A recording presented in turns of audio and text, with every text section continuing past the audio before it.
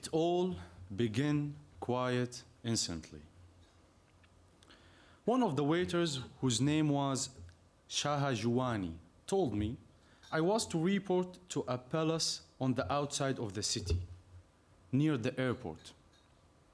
He said that they had extra work for me over there. I didn't give it any special thought, because now and then I had extra commission at the ministry. Sometimes a foreign minister arrived, sometimes an entire delegation, and sometimes we had to make candy for someone's birthday. So I went alone without thinking what they had required of me this time. Someone let me in through the gate and someone else checked that I wasn't carrying a weapon. On the spot, I was greeted by a man named Kamil Hanna. He shook my hand and said, Abu Ali, you need to know that I work in Saddam Hussein security. I'm taking you to see him. Sorry, I said. I thought it was a joke.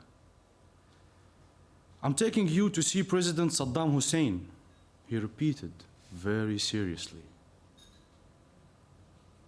Everything that happens and everything the president says is confidential.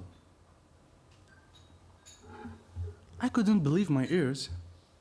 I'd been working at the ministry for several years, but I had never met anyone who cooked for the president. How had I suddenly got here? I had to sign a special confidential agreement forbidding me to tell anyone anything about what I would see in Saddam's house.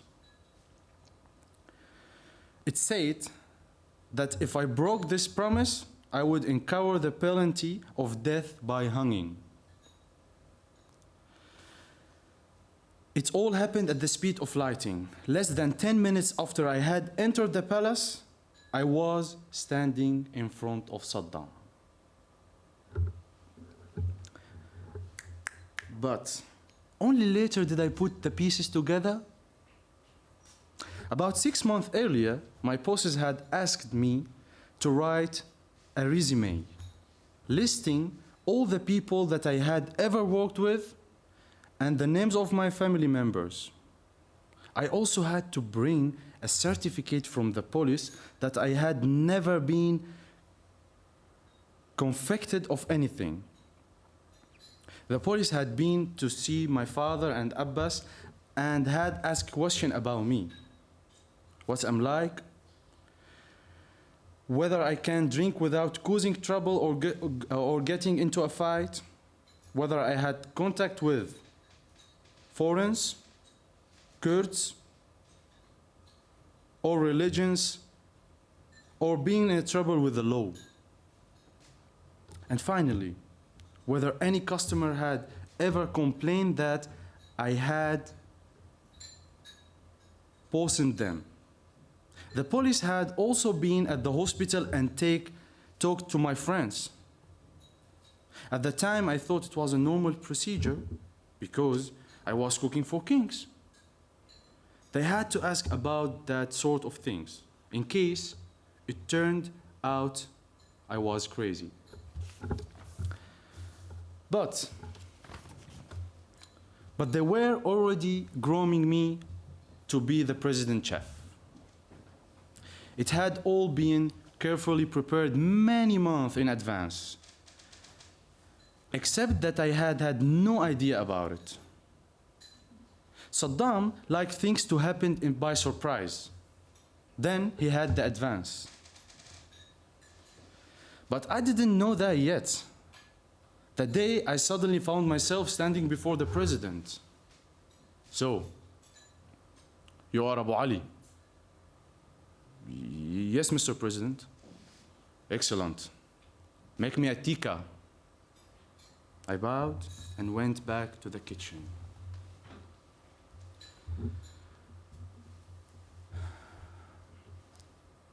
When I started the job, Iran was at war with Iran. We were often at the front. Saddam went there in an ordinary military vehicle. But if he wanted to stay the night somewhere near the front, he slept in a camper van. There was no question of any great luxury. Those trips reminded me of my days in the army. I had arrived at work in the morning and someone, usually Kamel Hanna, would say, "Pick up, we're going to the war." So I did. If there was an hour or more before departure, I had prepared some of the food so I had have less to do on set. Out there, we cooked in a filled stove. And that's much harder. I always did my best to have at least the rice ready in advance. We had to drive there and Saddam would go visit the soldiers. I had to remain at a slight of distance, set up the stove, and finish the cooking I had started earlier, or I had light on bonfire to cook tikka, fish, or kufta. Saddam, the president, wanted to show that he cared about his soldiers so much that he cooked rice for them in person. We had have a rice that I had parboiled earlier. We had set up the stove, and Saddam would finish off cooking the rice and then pour on the sauce. It was also preparing by me. But the president would always start chatting to an officer or posing for pictures. He loved being photographed. And he often burned the rice, or he had talked non-stop while sprinkling a whole kilo of salt into the pot. And then he had served the burned or over-salted rice to the soldier. They had to eat it. After all, the president had cooked it for them. We had a special pot for those outings, a large one with a very thick bottom so the rice wouldn't burn. Even so, every few trips, we had to replace it. If Saddam was going straight to the front, they had dropped me off a mile or two away, and I had cooked there. Once I had everything ready, I drove the food to the front, just like when I was in the army. Now, it could be really dangerous. One time, Saddam was visiting a unit that had won on skirmish about 15 hours earlier. Suddenly, out of the blue, the Iranians counterattacked. Khomeini had convinced them that anyone who was killed in the war would go straight to heaven, even if he hadn't been religious in the past, even if he hadn't observed the rules of Islam at all. So they attacked with extreme fury because they were angry with Iraq. And they believed that if they were killed in battle, they had wake up in heaven. They screamed and ran at us. Everyone panicked. Some of the soldiers started firing, but some, including me to my shame, ran for their lives. I threw away my cooking pot and ran off. I was sure they were going to kill us on the spot. All sorts of things are said about Saddam these days. For instance, they say he was lily-livered and never fought in any war as a soldier himself, but just sent others out to the war. But to be honest, I saw Saddam in a situation where everyone else fled, including me for sure, but he stayed there. Once the danger has passed, I went back with my head down. Saddam was standing in the same place where I had last seen him, discussing the situation with the soldiers. He didn't even glance at me or at the other soldiers who had run away. I heard that some of them were later executed. I'm not sure about this, but I heard that. I had no problems. I set up the cooking pot again. The fire was still smoldering, but the rice was on the ground. I had to start cooking all over again. I told Marcus what's happened, and he said, "You did very well, Abu Ali. You aren't there to save the president. He has bodyguard for that. Our task is to do the cooking. If you had tried doing something else, you might have done it badly." I think he was right. Enjoy your soup, Mr. President. It's Saddam's favorite. Fish soup from Tikrit. Saddam's called it thieves' fish soup. Why? Because apparently Tikrit's local thieves used to make it.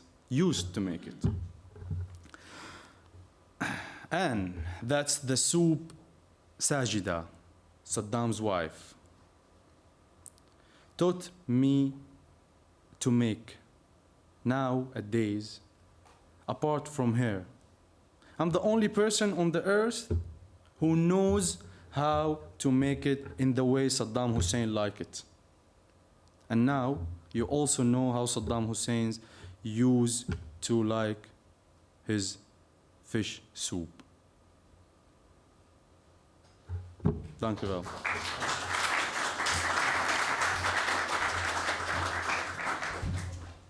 Yes, thank you very much, Arabi Gibeh, who you already gave a warm hand to. That was the story from the chef of Saddam Hussein, if you hadn't noticed yet. And it is a story from the book How to Feed a Dictator by Witold Szabłowski. I have the book here in the Dutch translation. It just came out and we're going to talk with him in a second. But first we're going to do some household comments. My name is Sophie Rutefrans. I'm a program editor here at the Balie and I will be your host tonight.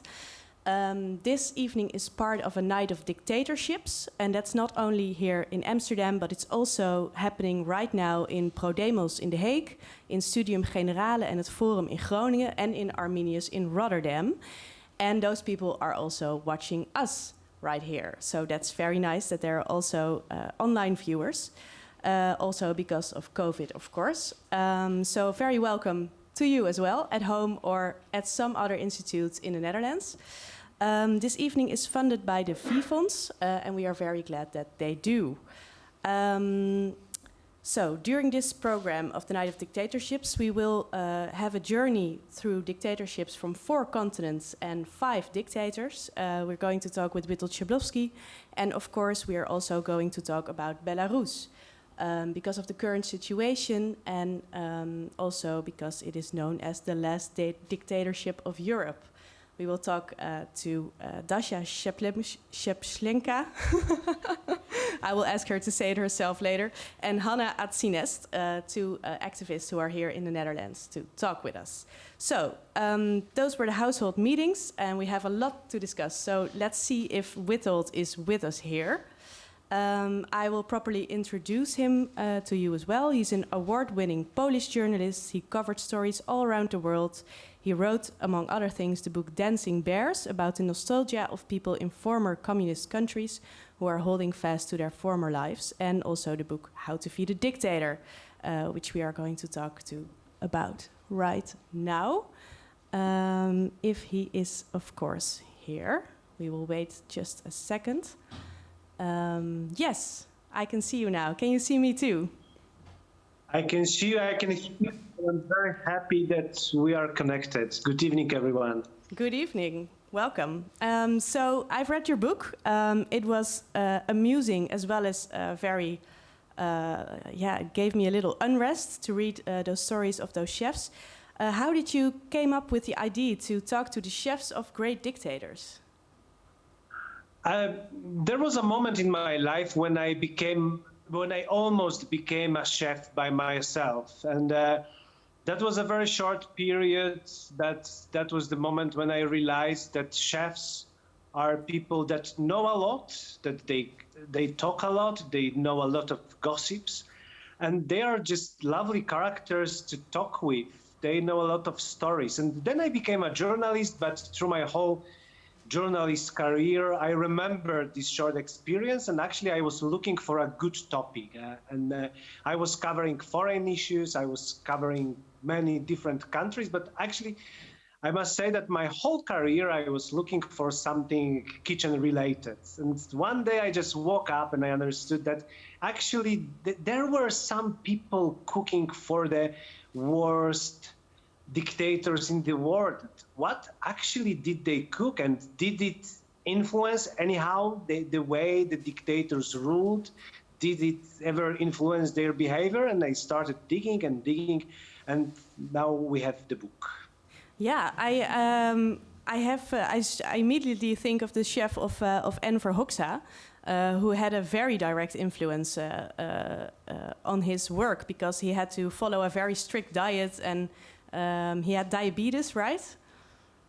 Yeah, and he had a very, very strict diet, which means he was able to eat only 1,500 calories per day, and he was a tall guy and very well built. Like he had 1.90 meters, and the chef told me that Enver Hoxha, the dictator of Albania, had been always hungry.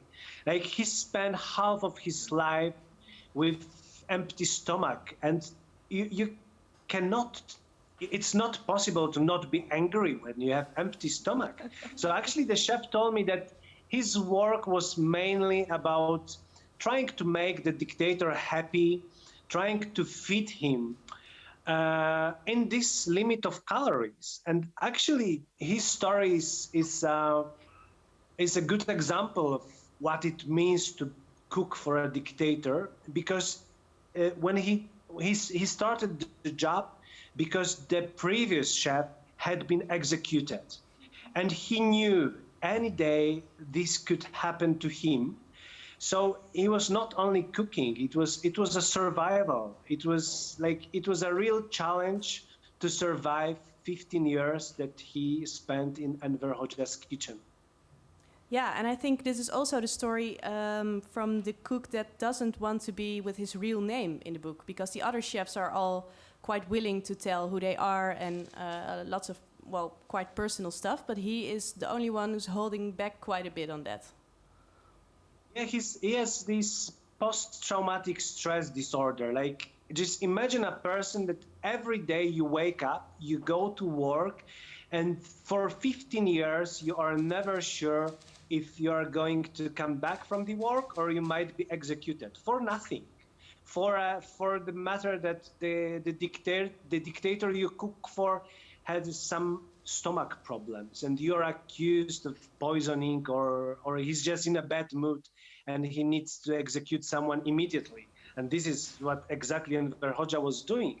So the guy, he's living in the middle of his trauma. Like, the trauma was he never came true. Like, he never left these feelings. No, he didn't get over it. So these were quite dangerous jobs for the chefs themselves. How did you track them down? Was that difficult? Because we read about the dictators, but not about their chefs a lot, of course. Well, the hardest to find was actually the chef we started from, Mr. Abu Ali, because he had been hiding since the American invasion in Iraq. And he didn't will to be found. Like, he didn't dream about some weird Polish guy tracking the chefs that cooked for dictators. And it took me almost 3 years, firstly, to find him, and then trying to make him talk with me, because he was very suspicious. He didn't want to be in the book. He didn't want to get out of his safe hide. Yeah, and as we just heard in the story, he was, well, I wouldn't say a fan of Saddam Hussein, but he felt personal, really connected to him. And a lot of other chefs as well, to their dictators that they fed. Did you expect that? Yes and no. In some cases, I knew that this is something I should expect. Like, for example, the personal chef of Pol Pot, Mrs. Yang Muen. I knew that she was also an official of Khmer Rouge. So I kind of expected her telling good things about Pol Pot. But the thing I didn't expect was that they all had this, I don't know, should I say a Stockholm syndrome or just love and hate relationship? But for sure, they all had some warm feelings. Even if they live with the trauma until today, they still have this pride, you know? They are mainly people from villages, people from poor families, and cooking for a president, leader, they would, by the way, they would never use a word dictator. Any of them wouldn't call his boss or her boss a dictator. And they're proud that the good example is the chef of Idi Amin from Uganda. He was a guy from a very poor family, very poor village, and it was a privilege. It was an amazing career for him that from this little, that he started in that little village and he ended up in the presidential palace. Yeah, it's indeed interesting because some of the chefs in the book are political actives, such as the chef of Pol Pot. She was really fond of the regime, and also the chef of Fidel Castro. And some other chefs, just like the one of Saddam Hussein, were just sort of kidnapped, woke up in a kitchen, and not really told who they're going to cook for until later. Would you say that those chefs have a political impact on the regimes or on the countries that they served in? They like to think they had. Especially the chef of Enver Hoxha, he thinks that he was like a remote control to the dictator. Like, he knew how to make him quiet, that he knew how to control his moods, etc., using food as a tool. And he told me a story that many times when he saw that Hoxha is angry, he was just cooking a nice dessert. The dessert he could serve to a man that had this sugar disease, but still he had his tricks. He knew how to cook things and still make, not overgo, how you say that? He had that limit, 1,500 calories, and he was able to make a dessert in that limit. But I think it's a bit exaggerating. I don't think they really influenced their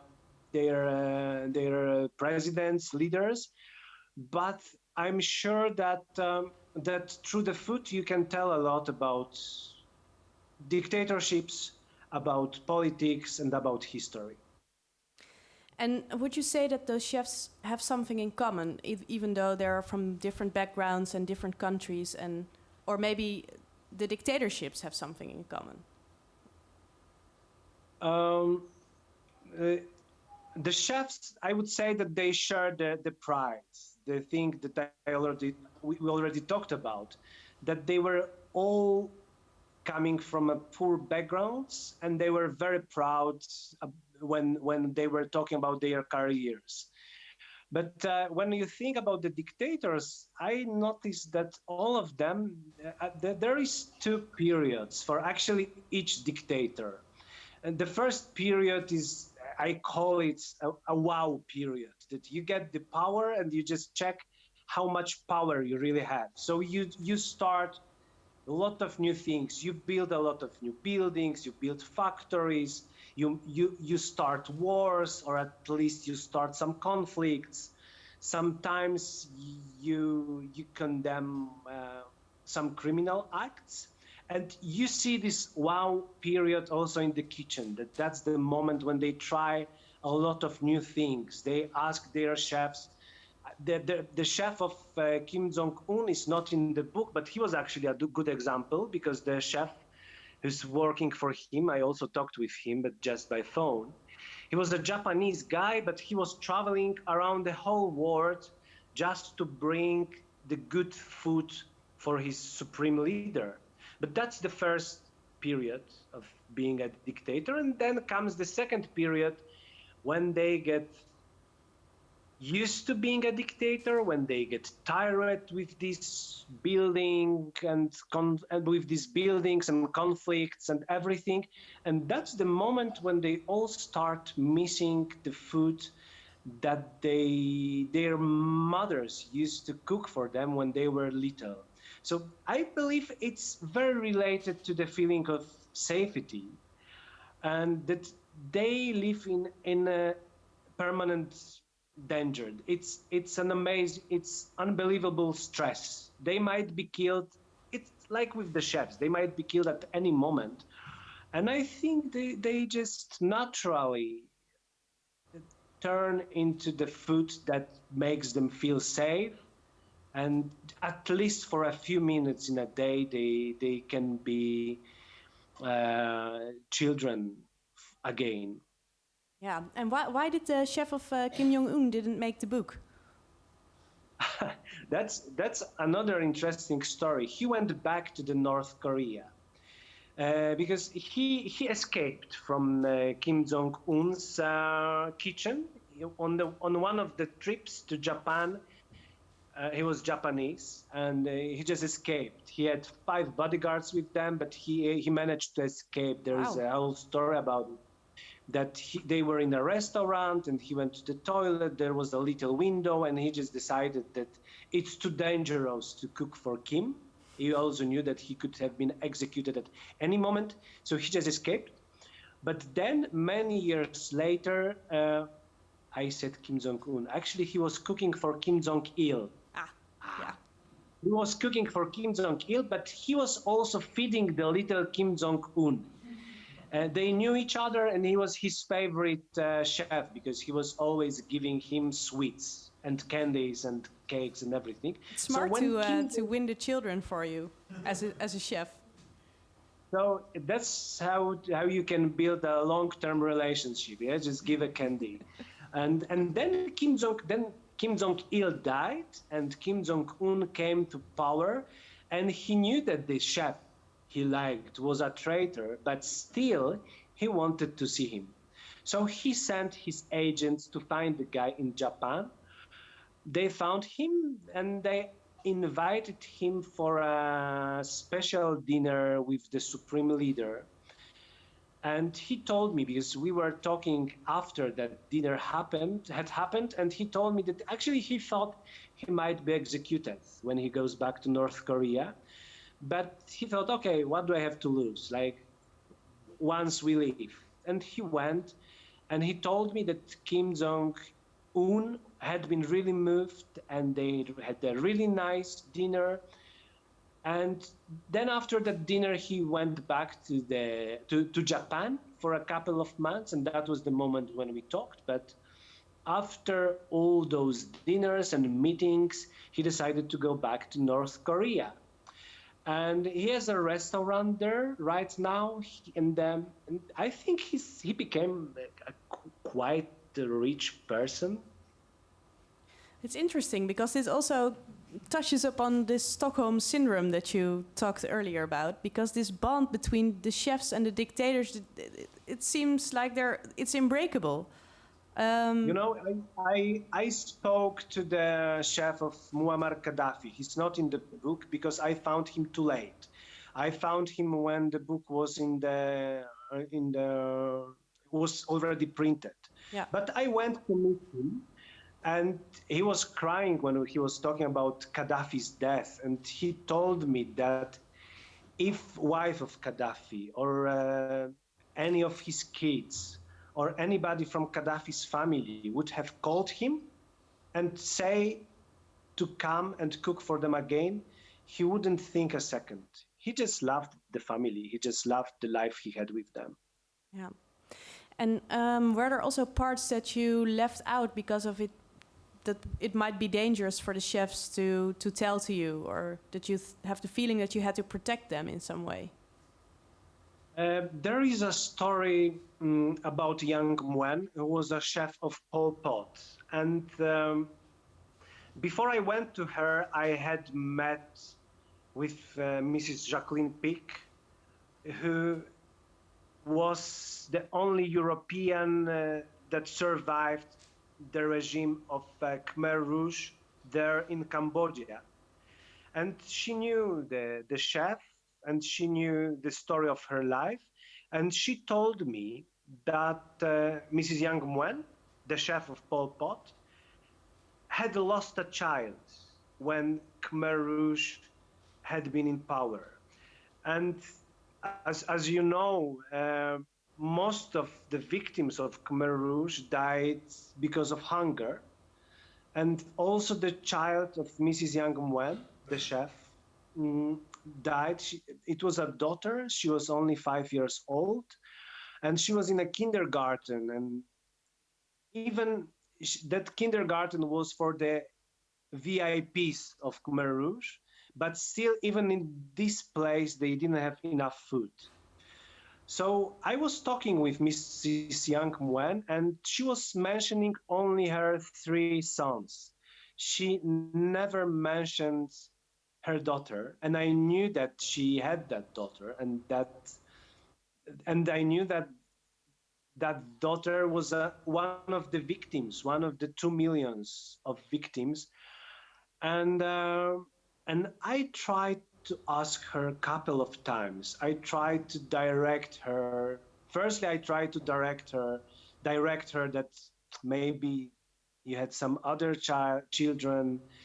Maybe there is some story you didn't tell me. And at the end, in the last day, I asked this question directly. And she kept repeating that she never had a daughter. She kept repeating that she had only 3 sons, and that the story about her daughter is not true. And I didn't write about this in the book. I just thought she wasn't an official, she wasn't a minister, she wasn't a prime minister, she was just a chef, she was just a cook. And I thought she has right to tell story of her life the way she wants the story to be told. But when I think why she refused to talk about her daughter, you know, she has quite idealistic view about Pol Pot. For her, he was kind of messiah. He was the greatest man that ever lived. And in the book, you will find that also there was a love affair between her and him. So she not only cooked for him, but she was also emotionally engaged. Like, he was the love of her life. And it must be so horrible thing to say that the man you loved and the man you devoted your whole life to is the man responsible for the death of your child. And I think that she's just not able to confront that. And I thought that I don't have right to confront her with this. Yeah, she deserves that bit of history to be hers in some way. Well, I think we have to move on to Belarus, and you will also talk with us a little bit about that later on. But for now, I will thank you very much for your story about how to feed a dictator. You can buy it in Dutch. It's a really fun, interesting, and sort of weird book because you read all these beautiful stories about food and love and dinners, and then a lot of people get killed at the same time. So it's an interesting read. Thank you very much, Witold Szabłowski, for now.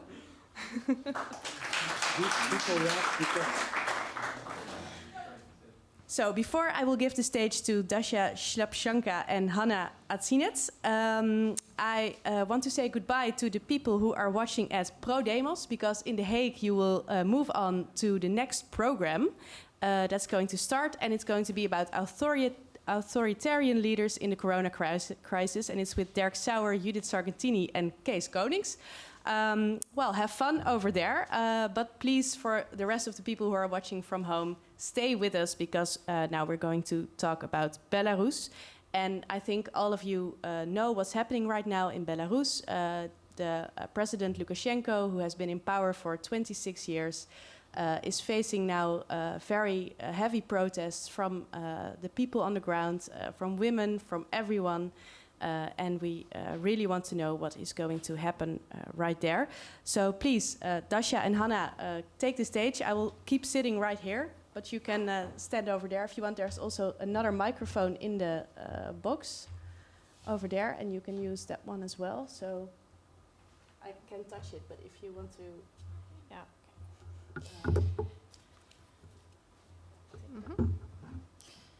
Yes, maybe that's.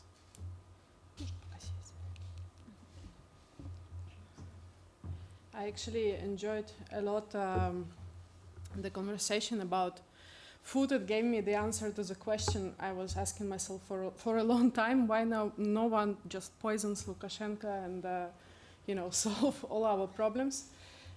But does this microphone work? Yeah, it works as well. But I have the impression that no one of the heroes of this book ever thought even about this solution that could save millions of lives.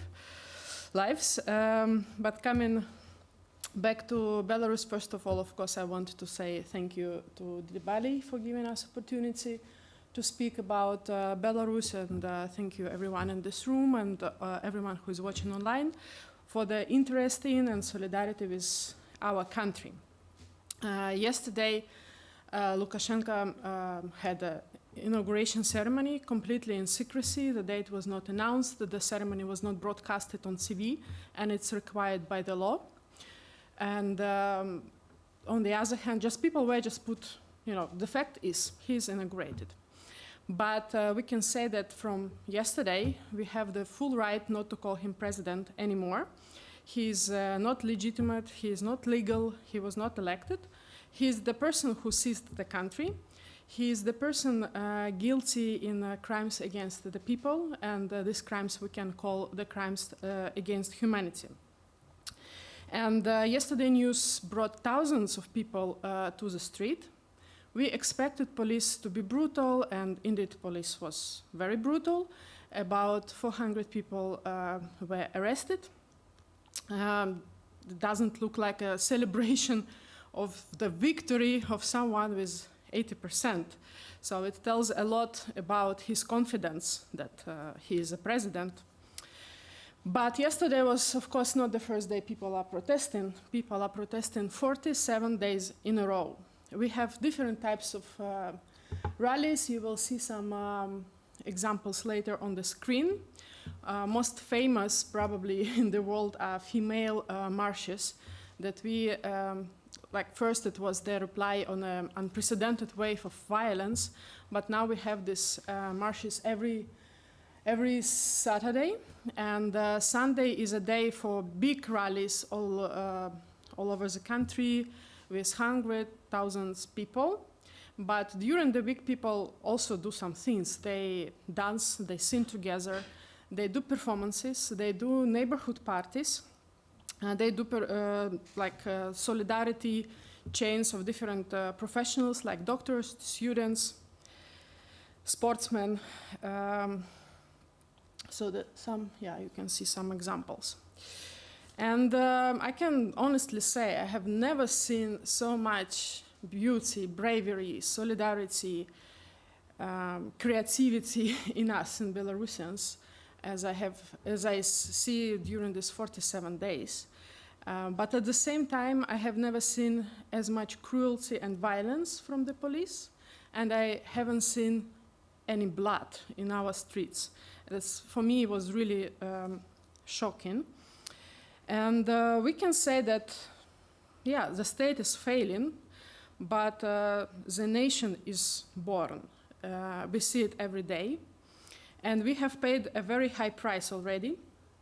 You will later also see on the screen some numbers. At least 7 people died, and this is the maximum number you can see in media. Human rights defenders confirmed 5 deaths. And officials confirmed 3, but no criminal investigation was started. Thousands of people went through real torture, rape, they were beaten, they were humiliated. During the whole period of protests, about 12,000 people have been detained.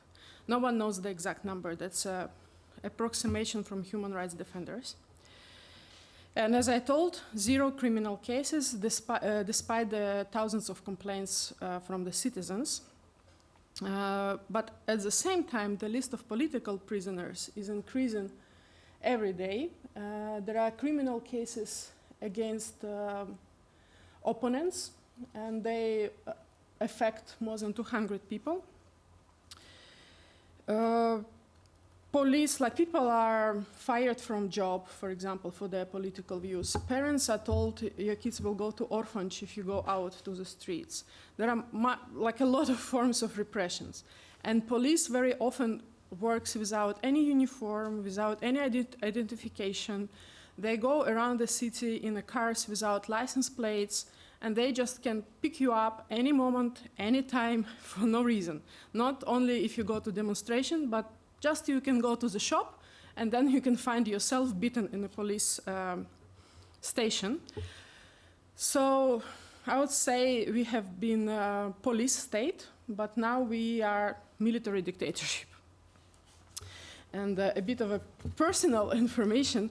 I was born in 1984, and it was 2 years in a very small Belarusian town, sleepy, boring. And it was 2 years before Chernobyl nuclear disaster, 7 years before the dissolution of Soviet Union. But despite being a small child, I remember 90s very well, because parents and adults, they were very busy, but they were very inspired. And I actually remember the smell of changes, like we kids of end of 80s, let's say. We remember this kind of, changes, something going on. But 10 years after my delivery, after I was born, something happened.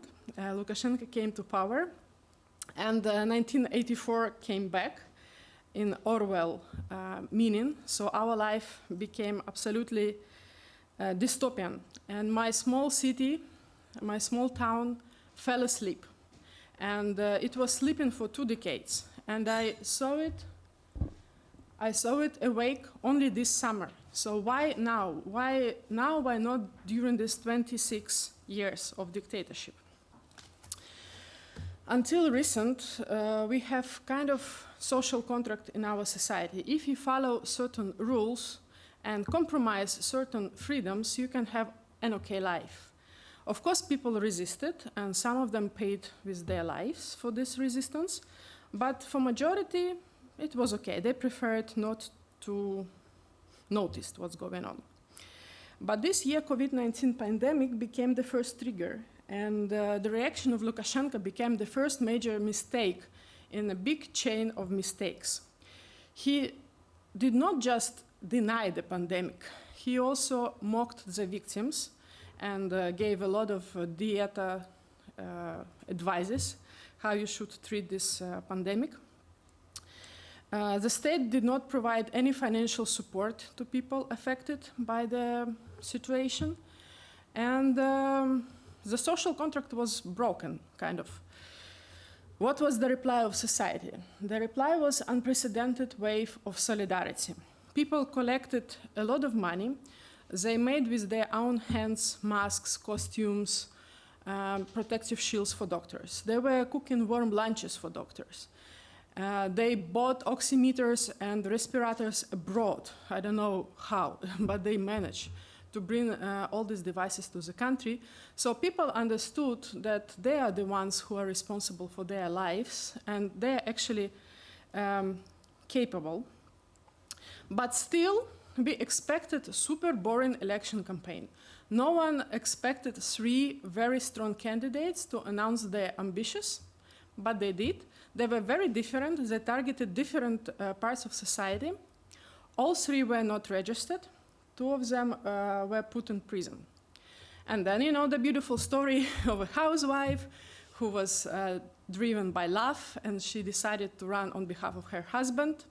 Then she was supported by 2 other women, and that's how we became famous. Svetlana Tikhanovskaya, who turned to be actually quite talented politician, and her program was very, very simple: release all political prisoners and have new, fair, and free elections.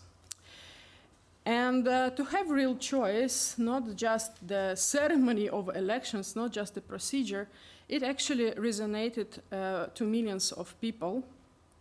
And we have never believed in numbers Lukashenko wrote to himself before.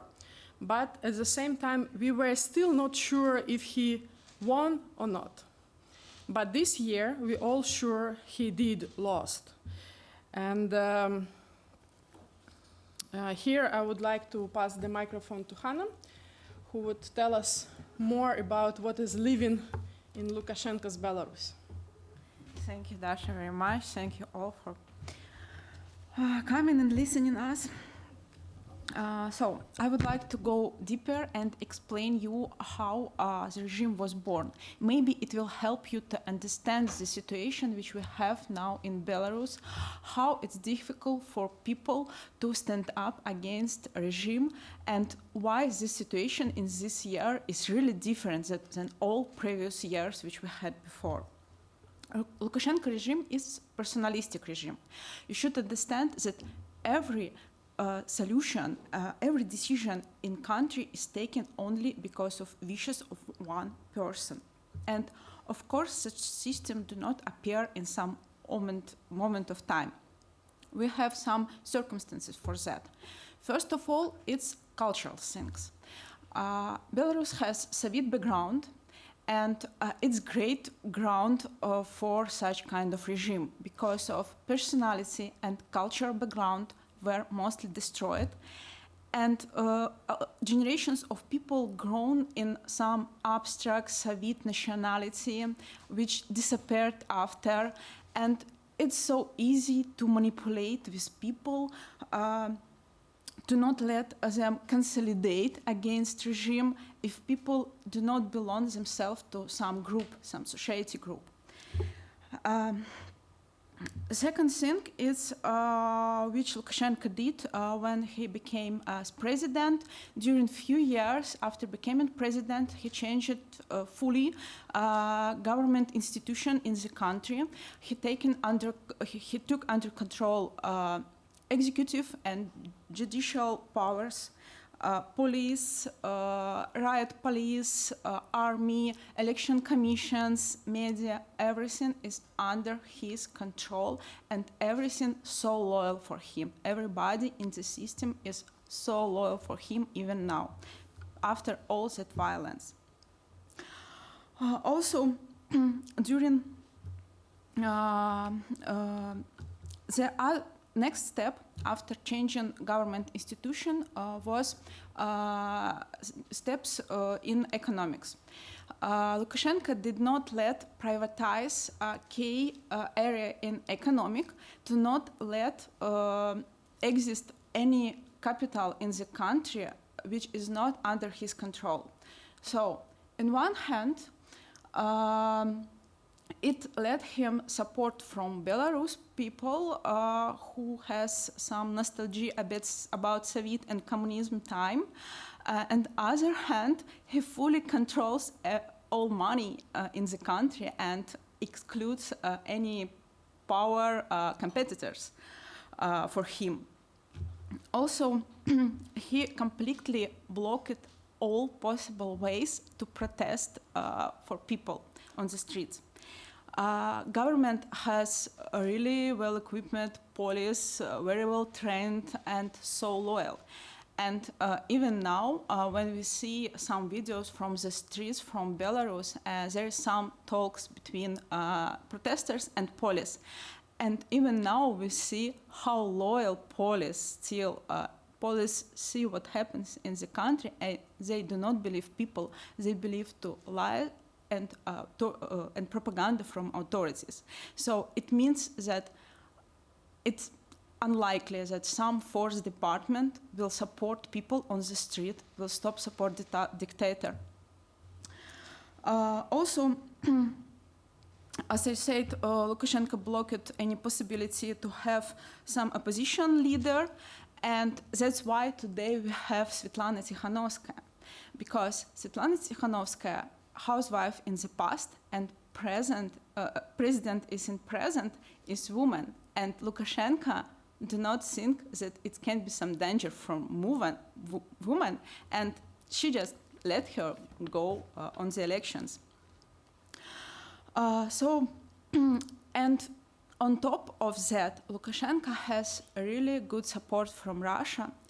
And today, when he lost fully legitimacy in the country, he still has such support. And you understand that it's big power against people in Belarus. So, dictatorship in Belarus is so tricky, has so tricky face, because for most of foreigners, it's even like not dictatorship, because we have like facade demo institutions, we have some external politics, flexible politics, we communicate with other world. But you should understand that Lukashenko just covered all risk in the country. And today we have such situations because of changes in society. Today on the streets in Minsk, we see the word from people. It's our city.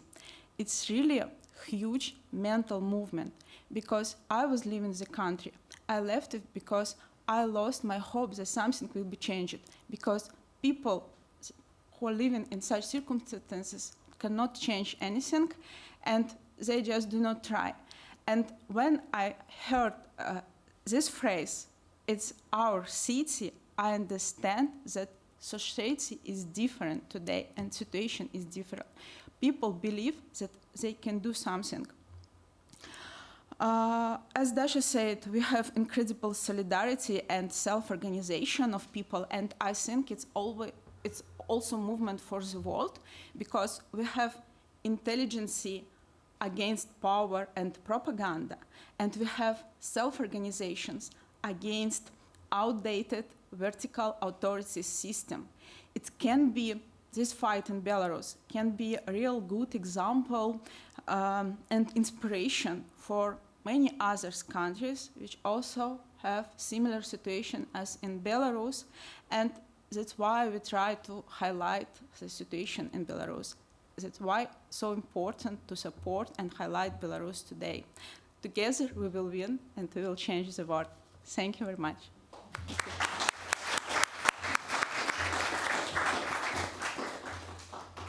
Well, thank you very much, you both. It's an impressive story, and it's very special that you both live in the Netherlands and still try to partake in the movement that is happening right now. Dasha, how do you keep involved while living in the Netherlands? Does it work? Yes. Yes. I think the reason why I'm here and not in Minsk is quite visible. And it's a big pain actually for me to be here, to be safe, not to share the risks with the people, with my family, and with my friends. So we can do something as diaspora here as well. We can draw some attention via demonstrations in streets, in front of the embassy, in front of the parliament. We can talk to media. We can talk to politicians. We can create a kind of emotional connection between Dutch people and Belarusians. As diaspora, we can, of course, financially support all the solidarity initiatives that we have, but even here we are exhausted with all the news that you read, with all the violence, but you don't have this energy of the crowd, so you don't have a kind of charging mechanism. And how is your family dealing with the situation there right now? Difficult. I think they need psychological help. We try to keep our mom at home, that she doesn't run to demonstrations because we She worry wants to for go her. protest. Yes, and then we kind of try to keep her because we worry. It's very emotional for everyone. Everyone is on the edges, but they try. And how's that for your family? My family live in small village, so they just try to keep their usual life, just go to work. But I see that it's psychologically it's so difficult. And my mom, she's a teacher in the school, so it's also schools. It's also like part of the system. And all previous years, it was some fight between me and mom, because I have seen that she like a little bit managed by propaganda. And in this year, I see the situation different because she do not fight with me. She do not argue with me about this question. She agree that something is wrong in the country, but she doesn't discuss it on the phone because it's so dangerous. I see it's difficult for him, for them, just to live, to keep live and wait. What happened? How it will end? Yeah, of course, I can imagine. Hanna, you sent us a biography because we asked you to, and we were very moved by it. So I'm going to read it out loud. You wrote to us, I wasn't a member of any party or organization in Belarus, but I always was interested in the political life of the country and how it affects the lives of certain people and society. But the repression in 2010 changed my life. And then you started to get involved. So what happened in 2010? It was election, and it was so brutal police acts against protesters. I was student, I didn't came to the protest because I was too afraid that I will be excluded from university, and it will be for my parents. They do not have much money for study for me, and I was feeling like I should stay because of they. And for me, it's like guilty for full my life that I was not on the streets, and I just was at home. I have seen the videos, and it was not the best night in my life, I would say that. Yeah, but I can imagine that it's for not only for you, but I can imagine for a lot of people a very difficult decision to go to university and keep your responsibilities that you have towards your parents, towards your study, to your education. And going into the streets and demonstrate and don't know what's going to happen, or maybe you get in prison or you get beat up. That must be difficult. Yes, and so this understanding that you can go to the street and can be beat up, arrested, grabbed from the street by some person, and it's even in police uniform. Yeah. This feeling when you do not cover your basic needs in safety, it's really like change your other lives. It influences your other life. And when I came here in Netherlands, the first feeling was safety. It's really important to feel in safety yourself, then you start to improve other areas in your life. It's your work, you can study something new, you got some interest in some hobbies, and it's really different to live in safety. Thank you.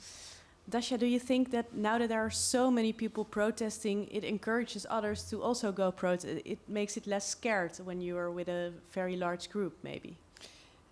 Yes, but still during, we have large groups only on weekends, and during the week these are very small groups, and some people go out knowing for sure they will be detained. Yeah. And despite that idea that women are not beaten, that's why women go out so much, it's not true. You can be beaten, and there were some cases of rapeness both against men and women after the elections and that terrible night.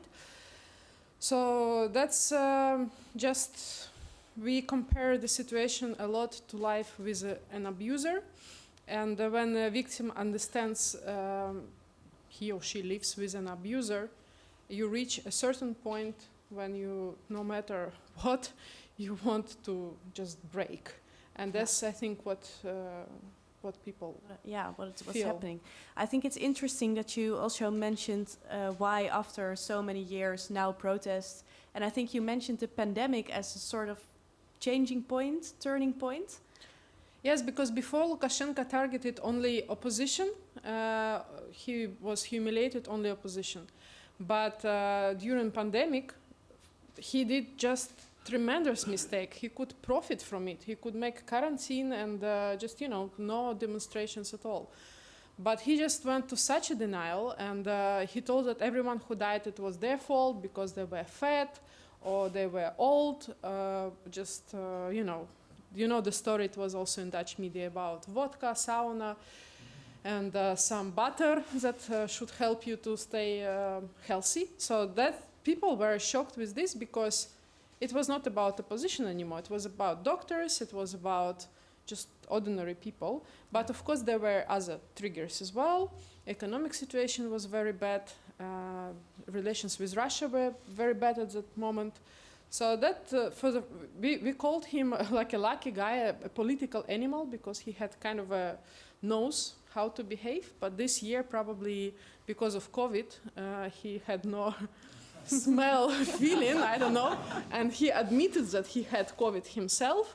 Yeah. So maybe he lost his nose because he did one mistake after another, and I hope he will continue making mistakes. I want to see if Witold is still with us somewhere in the air. I think we're going to see him right now. Yes, hi. Did you listen to this last bit of discussion that we had? How could I not listen?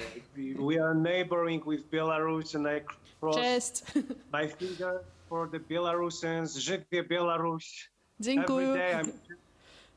Every day I'm checking what's going on there. I've been in Belarus 4 times last year, and I really didn't expect anything like this to happen. I was there for the last time. I was there in December, and exactly in those days, Vladimir Putin was negotiating with Alexander Lukashenko the next steps of the reunioning Belarus and Russia, and there was very few people protesting against that. So I think even Belarusians are surprised with the protests, and I just keep my fingers for Belarus.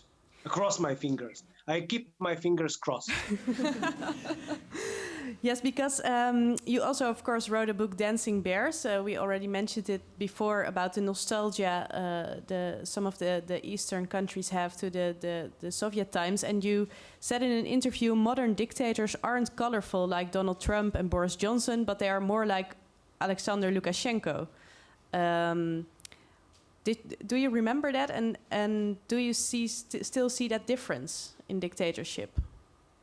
Yep. Well, because until coronavirus, because I totally agree with with what I heard in the discussion, that Lukashenko made a very big mistake when the Corona crisis began, and it's a surprising mistake because he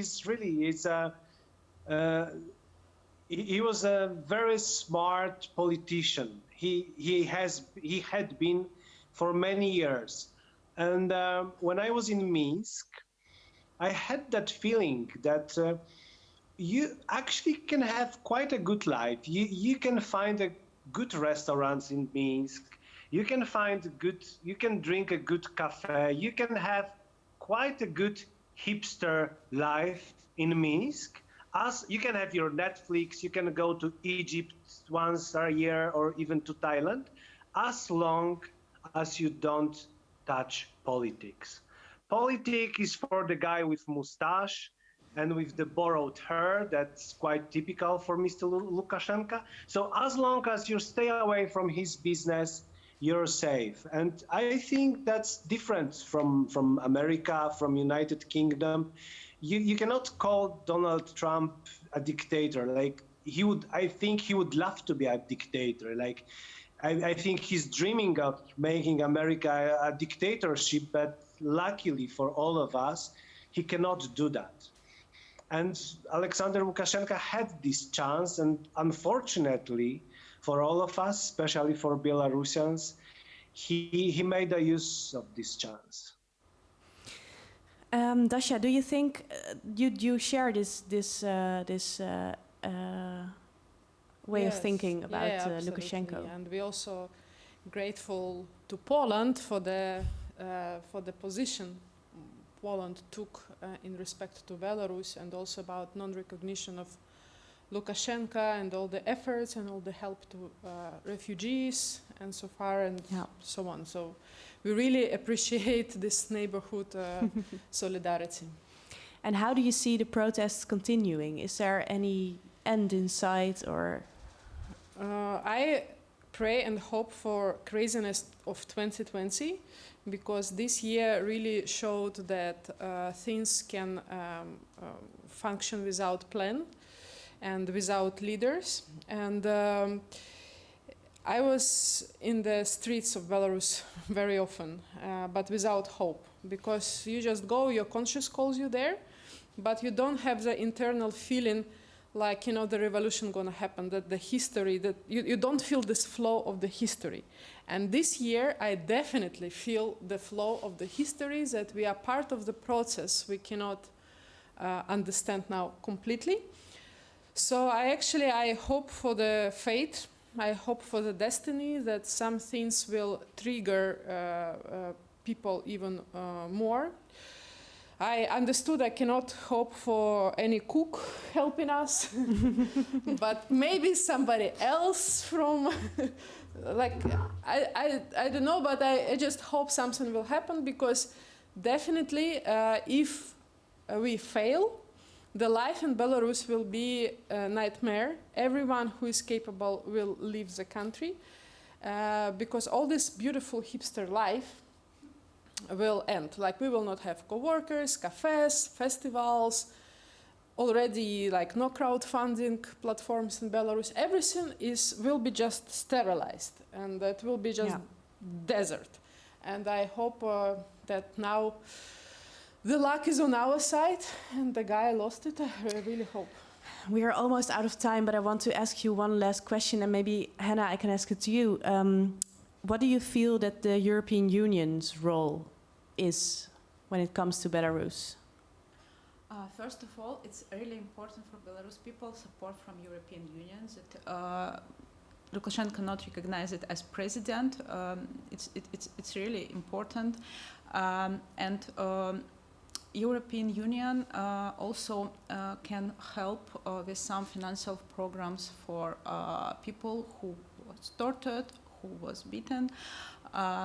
It's also, a lot of people needs psychological help, and we do not have enough resources for that. And of course, it's European Union. It's different, I don't know, weight on the things with Russia. Yes, they can help to regulate that, and they can help Belarusian with some democratic changes in the country. Witold, last question for you.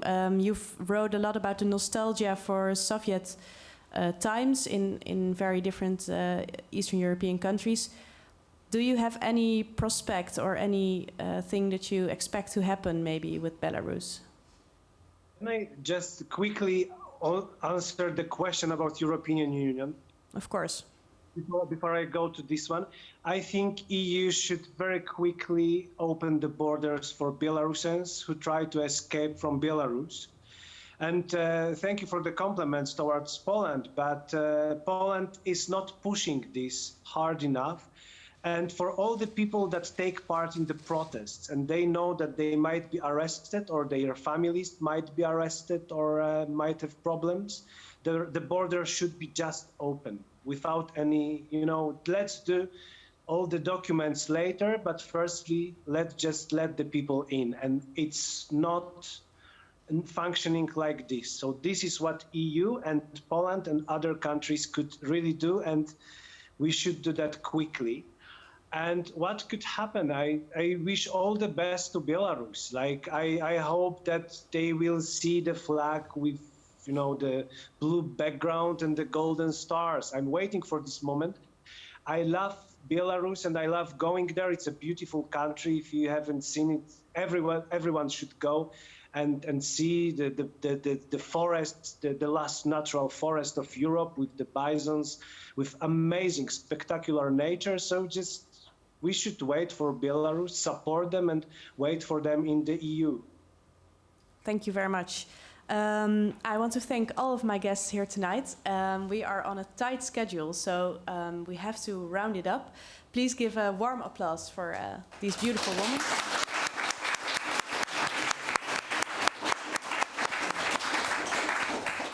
So we are ending it here right now, and we will continue with the Night of Dictatorship, and we will do that in the other room with a program about Iran and the entanglement in the Netherlands at this moment. And in this room there will be an interview with writer David Froome about the American elections.